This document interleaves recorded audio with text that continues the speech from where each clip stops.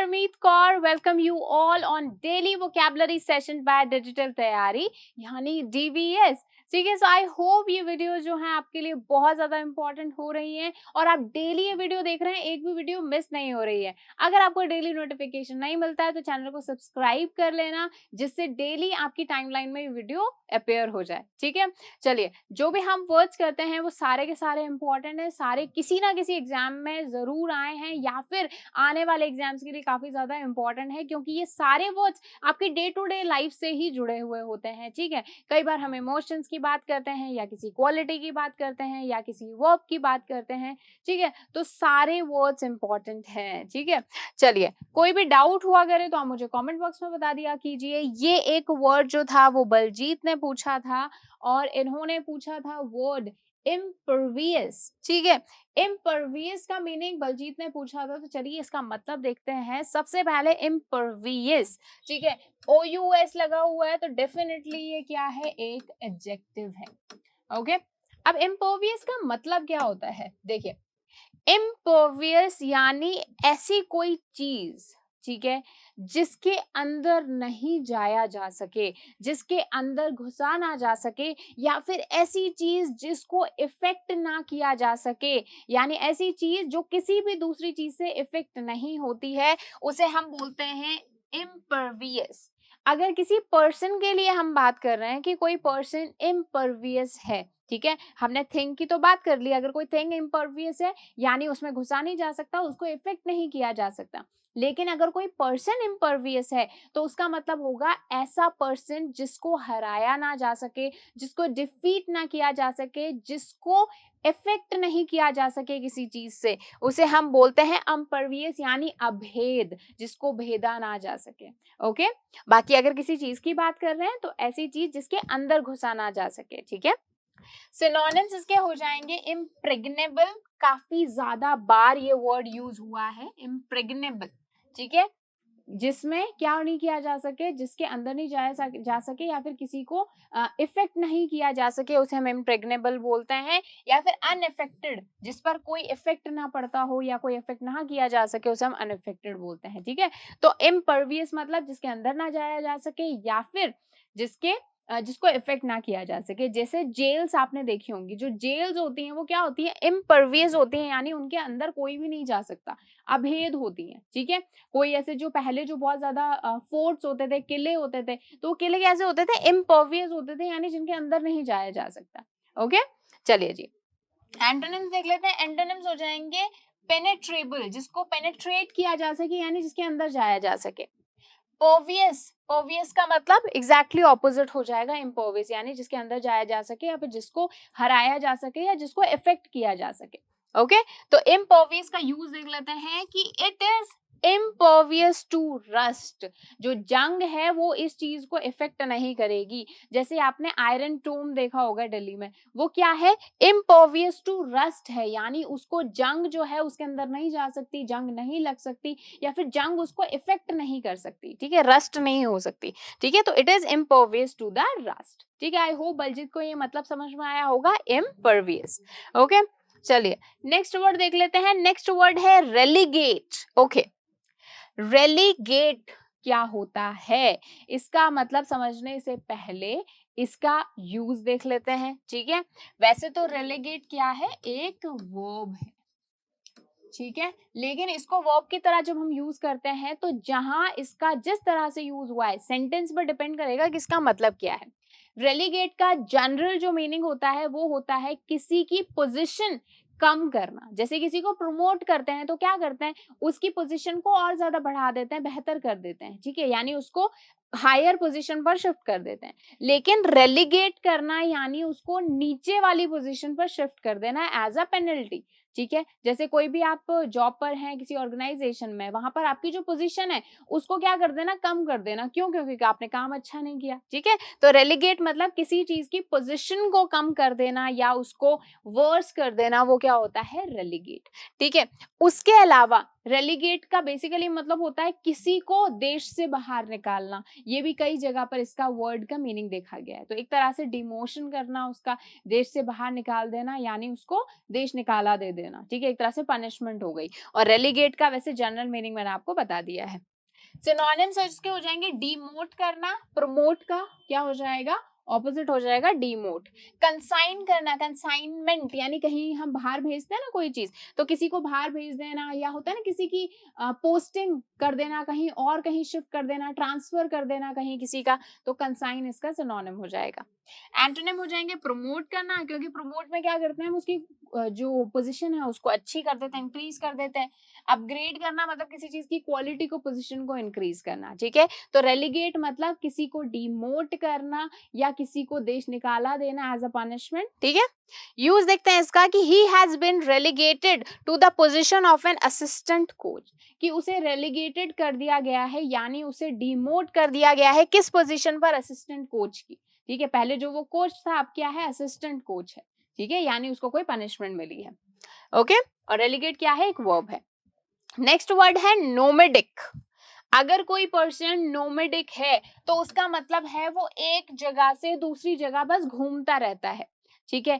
एक नोमेडिक मतलब जो बोलता है ना, हम बोलते हैं ना कि ऐसे कई ट्राइब्स होती हैं, आपने देखी होंगी, जो है ना एक जगह पर उनके कोई घर नहीं होते, वो क्या करते हैं, बस कैंप टेंट लेकर चलते हैं, एक जगह पर सेटल हो जाते हैं, फिर कुछ महीने बाद दूसरी जगह पर ट्रैवल कर लेते हैं, ठीक है। तो ऐसी ट्राइब्स होती हैं, तो उनको हम कैसी ट्राइब्स बोलते हैं, नोमेडिक ट्राइब्स, जो कि एक जगह पर नहीं टिकती, घूमती रहती हैं, ठीक है।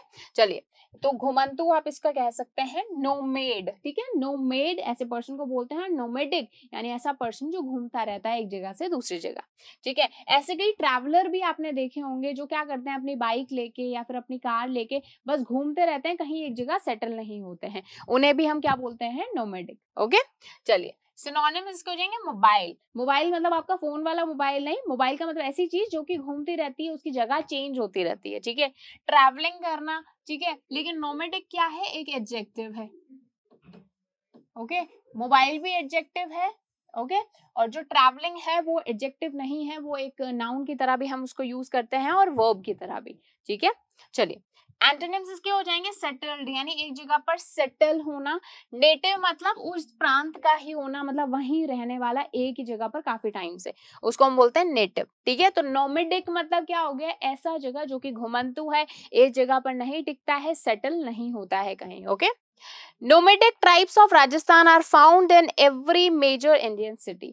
जो राजस्थान, ज्यादातर ये जो नोमेडिक ट्राइब्स होती है ना, ये राजस्थान में होती हैं। तो राजस्थान की जो नोमेडिक ट्राइब्स हैं वो काफी सारी जो इंडियन सिटीज हैं, यानी पूरी दुनिया, पूरा देश घूमते हैं ये, तो काफी सारी इंडियन सिटीज में मिल जाएगी, ठीक है। चलिए जी, नेक्स्ट वर्ड देख लेते हैं। नेक्स्ट वर्ड है बिजर्क। बिजर्क का मतलब क्या होता है, देखिए, जब बहुत ज्यादा गुस्से से, बहुत ज्यादा एंगर के साथ कोई पर्सन पागल हो जाता है, ठीक है, क्रेजी हो जाता है, वाइल्ड हो जाता है गुस्से से, ठीक है, तो उसे हम क्या बोलते हैं, बिजर्क, ठीक है। जैसे कि आपने क्राउड में देखा होगा, जैसे भीड़ क्या होती है, गुस्से हो जाती है, गुस्सा हो जाता है और बहुत ज्यादा भड़क जाती है भीड़, और लोगों को जैसे मारती है, या आपने देखा होगा ना मॉब लीचिंग वगैरह, तो वहां पर ये वर्ड ज्यादातर यूज होता है। तो बिजर्क मतलब गुस्से से या किसी एंगर से क्या होना, एकदम पागल हो जाना, ठीक है, गुस्सा आना बेसिकली।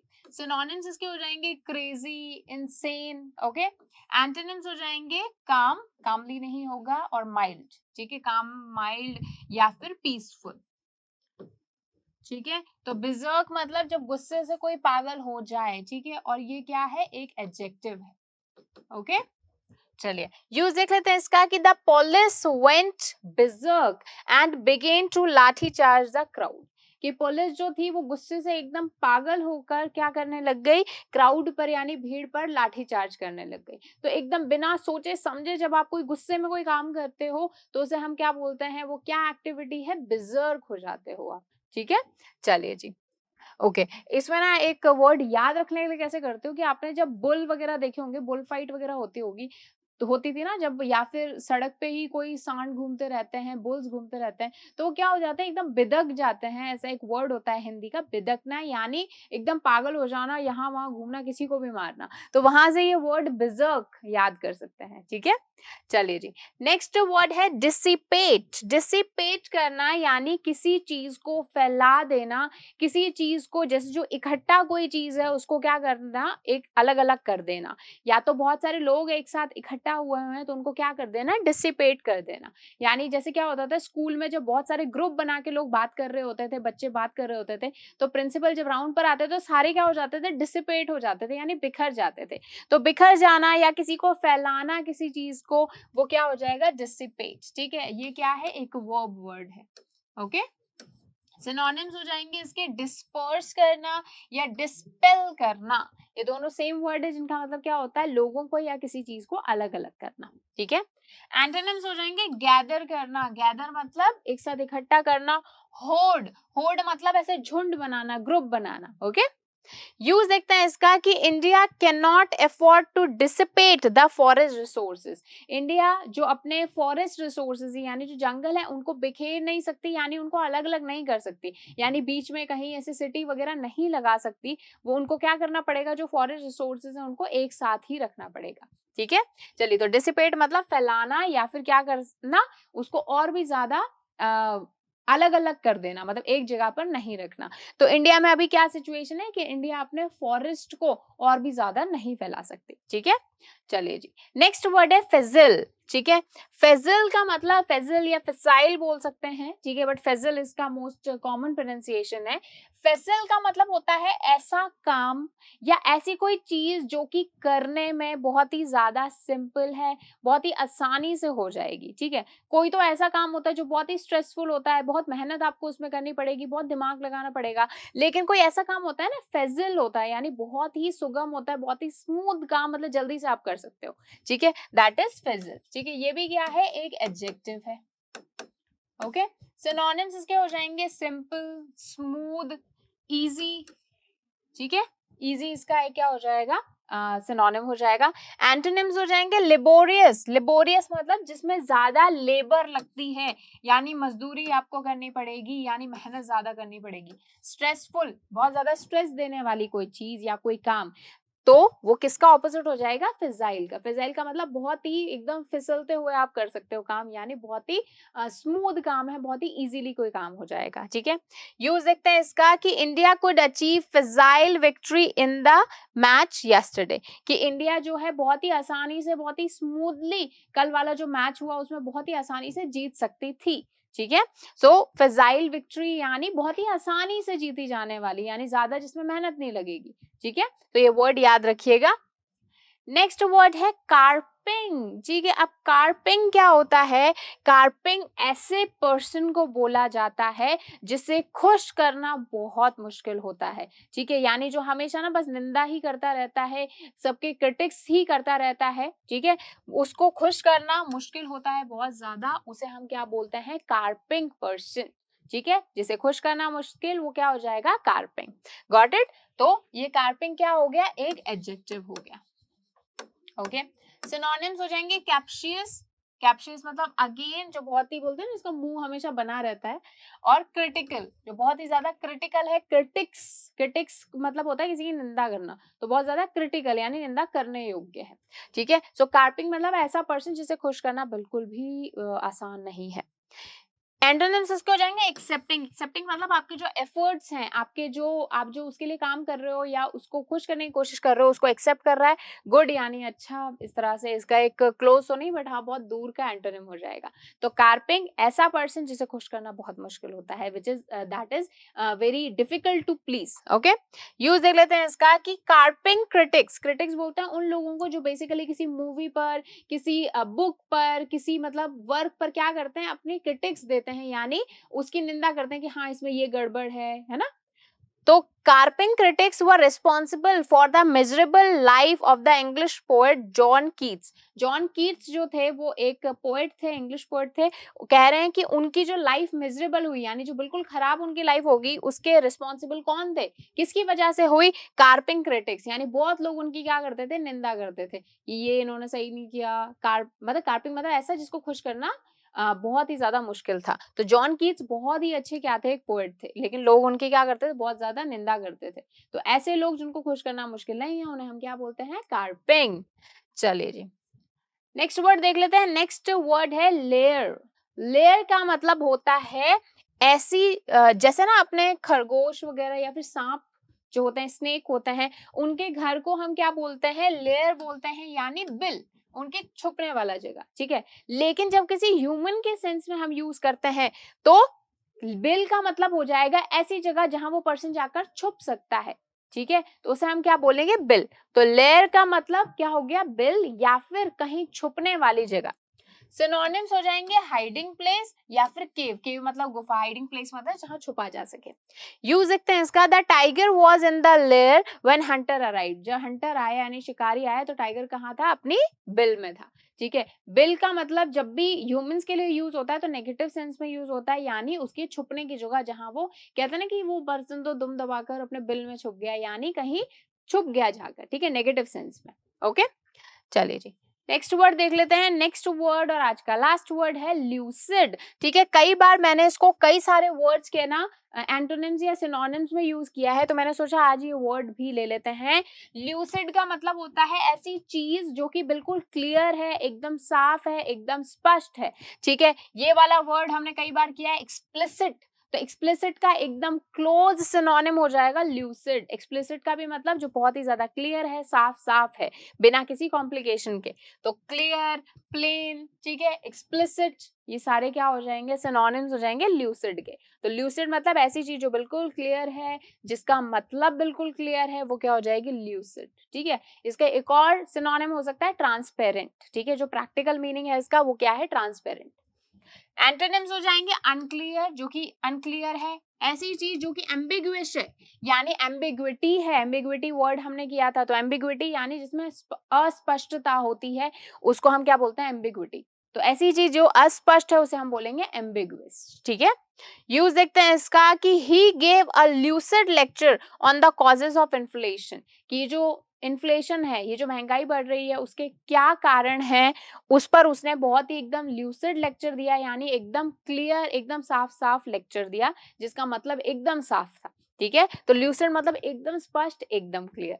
तो ये थे हमारे कुछ इंपॉर्टेंट वर्ड्स आज के। आई होप कुछ ना कुछ जरूर सीखा होगा, कोई ना कोई नया वर्ड सीखा होगा। तो अभी जाकर जो प्लेलिस्ट है, अगर फर्स्ट टाइम आप ये वीडियो देख रहे हैं या फिर सारे वीडियोस नहीं देखे हैं, तो इसी चैनल पर आपको प्लेलिस्ट मिल जाएगी डेली वोकैबुलरी सेशन के नाम से। सारी वीडियोस आपको देखनी है, एक भी वीडियो मिस ना हो। हम इसी तरह से आपके लिए ये जो वीडियोस ये लाते रहेंगे, लेकिन जैसा मैं बोलती हूँ, बदले में हमें क्या चाहिए, कोई हम आपसे पैसा नहीं मांग रहे, बस हम आपका सपोर्ट मांग रहे हैं कि जस्ट चैनल को सब्सक्राइब कर दीजिएगा और चैनल वीडियो को लाइक कर दीजिएगा, और कोई भी डाउट हो तो कमेंट बॉक्स में बता दीजिएगा। बस इतना ही करना है आपको, right. Thank you so much. Please like, share, subscribe digital तैयारी।